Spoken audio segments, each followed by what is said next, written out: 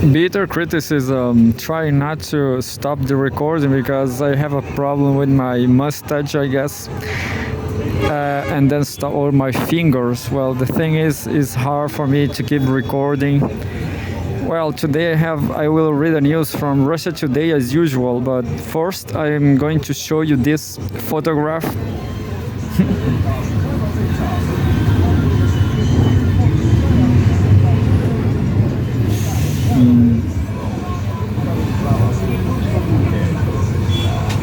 These are Rui Costa Pimenta from PCO and Haniyeh, the leader of Hamas who died. Maybe this is wrong because Rui Costa Pimenta, I guess the party PCO take off the photograph from YouTube. But you look, I have another photograph from myself. Myself on Facebook dating app. A lot of photographs. And there's me. I guess I'm shorter than Haniyeh, the dead Haniyeh, and Rui Costa Pimenta. Yeah, definitely. But well, I was not promoting myself and Rui Costa Pimenta as partners. It was the only time I saw Rui Costa Pimenta actually. But well, this is just to show how close I was. I just one person separate from Haniyeh. But the question is, no, it was just a curiosity, you know. I do support Trotskyism in Global South. The problem with Global South is imperialism. So that's it. I'm not a terrorist, but definitely there's a lot of problems in Global South, and the best way collectively to overcome all these problems, and then just to show the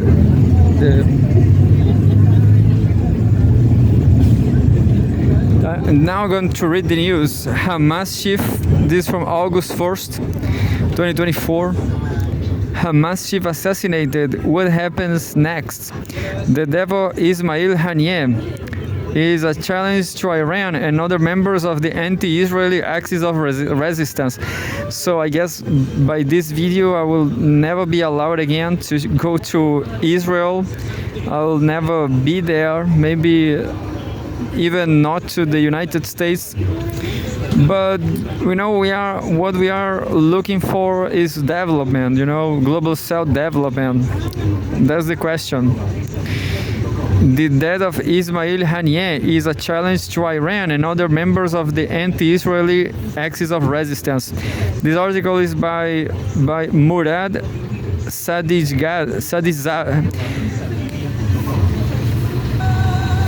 that name, Murad Zadeh, president of the Middle East Studies Center, visiting lecturer HSE University Moscow. And we have a photograph from my close friend. I guess Rui Costa Pimenta is not so close to this dead dirigent from Hamas. Neither is just a close political views, And well, file photo. Head of the political bureau of Hamas, Ismail Haniyeh, delivers a speech during the Palestinian National Conference on Bahrain workshop and deal of the century in Gaza City, Gaza, on June 25, 2019. Ali Jadallah, Anadolu agency. Anyway, the last few days of July were exceptionally hot in the Middle East, and not because of the weather, but due to the escalating regional conflict that grows more intense by the day. Following Israeli Prime Minister Benjamin Netanyahu's visit to the US, where he spoke in Congress and met with high-ranking officials, many experts speculated that Israel had received a green light to launch full-scale military action against the Lebanese Shiite group Hezbollah. On July 27, a rocket landed on a soccer field in the village of Maidal Shams, located in the Israeli-occupied Golan Heights, where Druze Arabs live. 12 children were killed and 60 other people injured. Netanyahu returned home early, and a series of official Israeli statements claimed that Hezbollah had launched the rocket, which was already of Iranian manufacture, and that the Israel Defense Forces (IDF) will respond powerfully. Hezbollah, however, denied any involvement in the attack. Lebanese authorities suggested that the rocket was actually an Israeli air defense missile. Meanwhile, Iran's foreign ministry described the incident as a staged drama. There was indeed a sense that events were unfolding as if orchestrated. Yet it was impossible to confirm who was behind the attack. On the evening of July 30, the IDF launched a strike on the outskirts of Beirut, calling it a targeted assassination operation against one of the Hezbollah's military leaders. Fuad Shukr, who has already responsible for attacking the Maidal Shams. Over 75 people were injured and about 10 were killed. Such strikes on the Lebanese capital by Israel are not uncommon. Earlier this year, another Israeli attack killed Saleh al-Arouri, the deputy head of Hamas political bureau. The assassination of Fuad Shukr, a key aside of Hezbollah Secretary General Hassan Nasrallah, heightened tensions, but it seemed unlikely to lead to a full-scale conflict between Lebanon and Israel. I guess because it was not a Lebanese Hezbollah leader. Anyway, however, on the night of July 31, shocking news broke about the assassination of Hamas political bureau chief Ismail Haniyeh, who had traveled to Tehran for the inauguration of its newly elected president, Masoud Pezeshkian, and a meeting with Supreme Leader Ayatollah Ali Khamenei. By the following day, Hamas officials confirmed that Haniyeh was killed in a treacherous Zionist raid on his residence in Tehran. This incident indeed marked a crossing of the Rubicon, as Haniyeh was a key negotiator for Hamas in ceasefire talks in Gaza involving the US, Israel, Egypt, Qatar, and Hamas. The location of the attack, the capital of the Islamic Republic of Iran, further complicates the situation, as Tehran, despite its reluctance to become fully embroiled in a regional conflict, now finds itself compelled to respond to maintain its reputation and prevent similar incidents in the future. Undoubtedly, many countries condemned the assassination of Haniyeh. Iran officials, including Supreme Leader Khamenei and President Pezeshkian, strongly denounced the killing, labeling Israel a criminal and terrorist regime and promising severe consequences. Russia also condemned the act, describing it as an unacceptable political assassination that will adversely affect ceasefire negotiations in Gaza. Palestinian President Mahmoud Abbas and the Lebanese group Hezbollah expressed their condolences, with Abbas calling for Palestinian unity. The leader of the Houthis in Yemen call it a crime that undermines the fragile peace in the region. China expressed concern over the potential destabilization of the region, while Egypt highlighted the lack of political will to de-escalate the situation. Qatar's regime minister, who had been mediating negotiations between Israel and Hamas, noted that the assassination jeopardizes the success of the talks. Turkey also condemned the attack, claiming that it was aimed at spreading the conflict to a broader regional scale. It is no secret that the current Israeli government has taken a strong stance against anti-Israeli forces in the region, represented by the axis of resistance. Firstly, this aims to reduce the threat of Israel's national security. Secondly, it helps Netanyahu and his ministers to maintain power and strengthen their positions, which have been weakened by internal political crisis and public dissatisfaction with current policies. Thirdly, it clearly shows the Israeli far-right forces' determination to eliminate the Palestinian resistance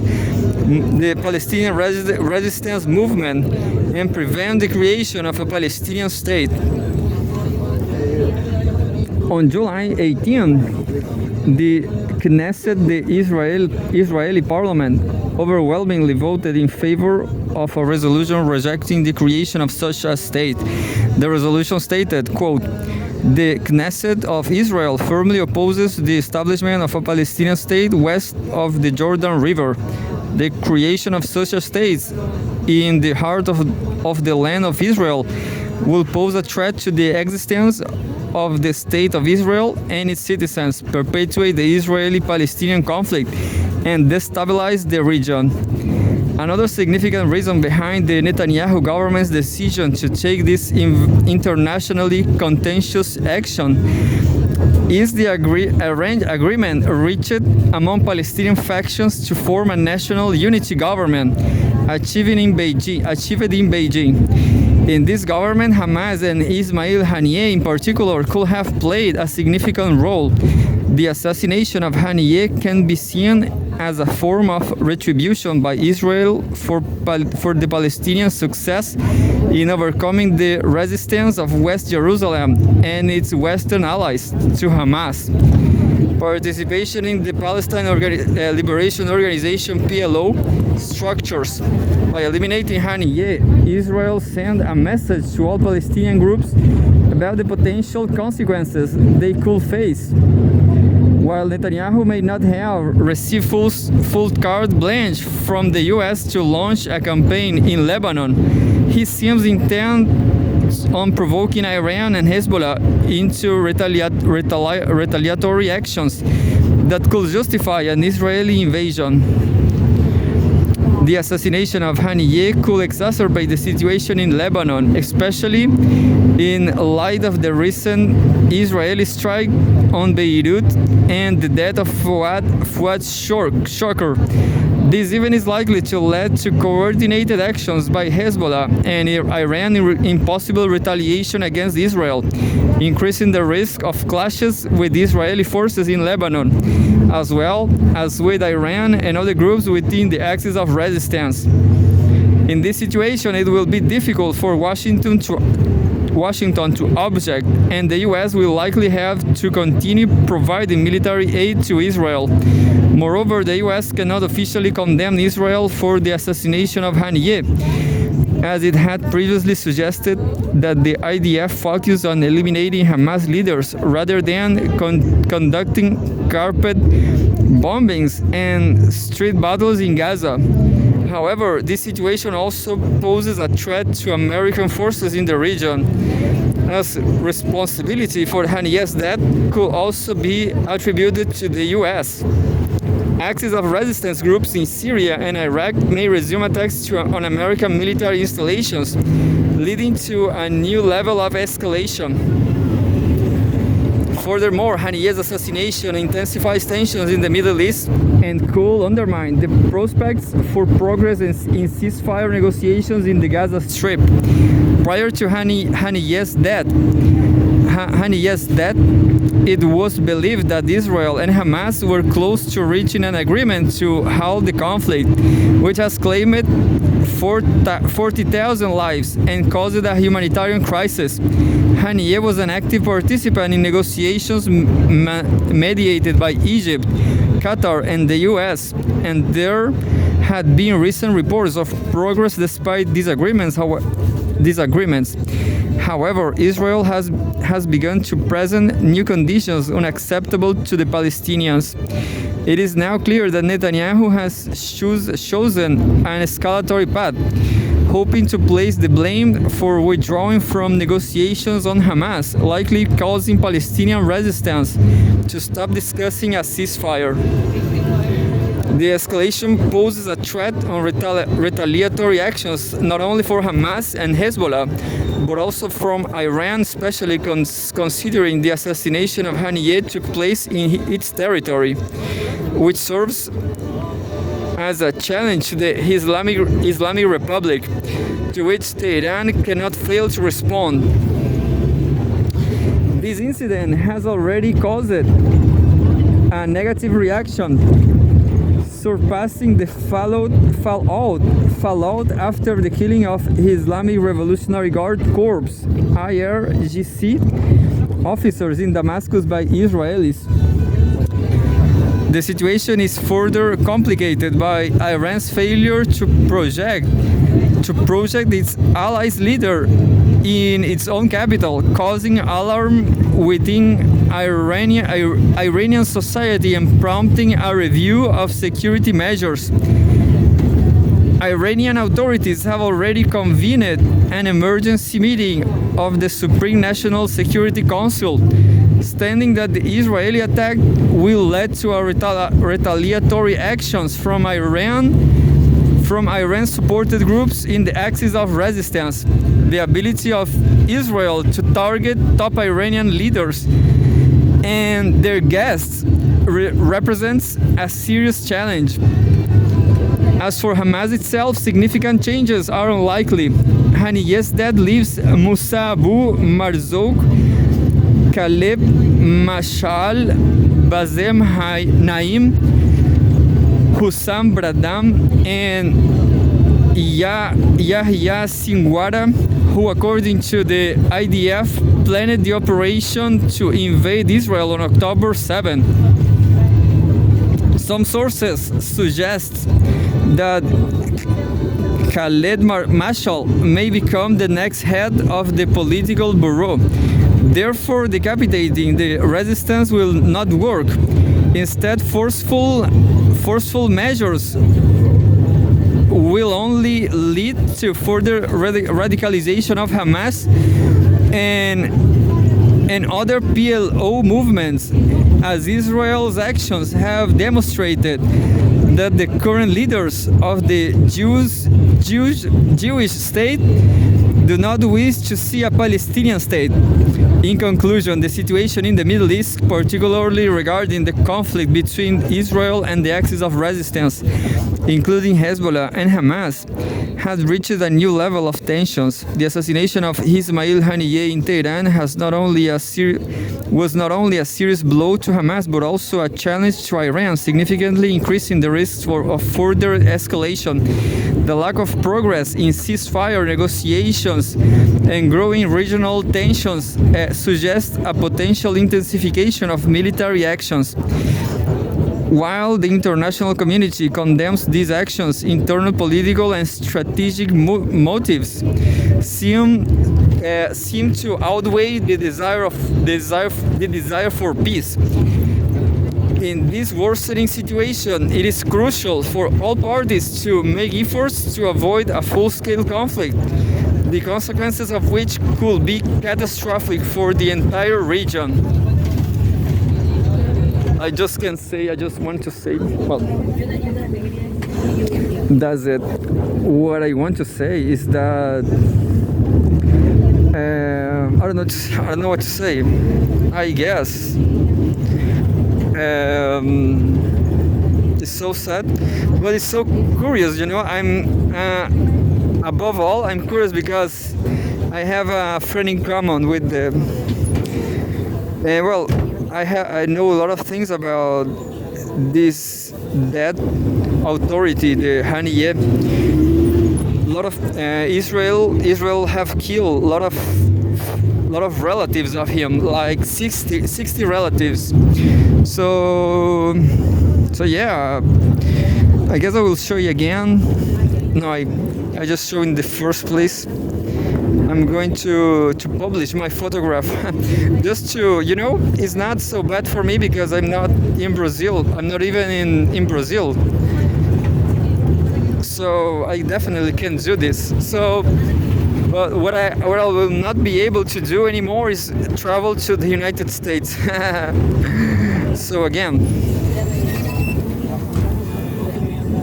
So I guess that's it. I will not be able to travel to United States again. Not the United States nor Israel, but I don't like too much shopping malls, shopping malls. I don't like that much. I don't like too much United States civilization, architecture, nothing. I just like a little bit Woody Allen.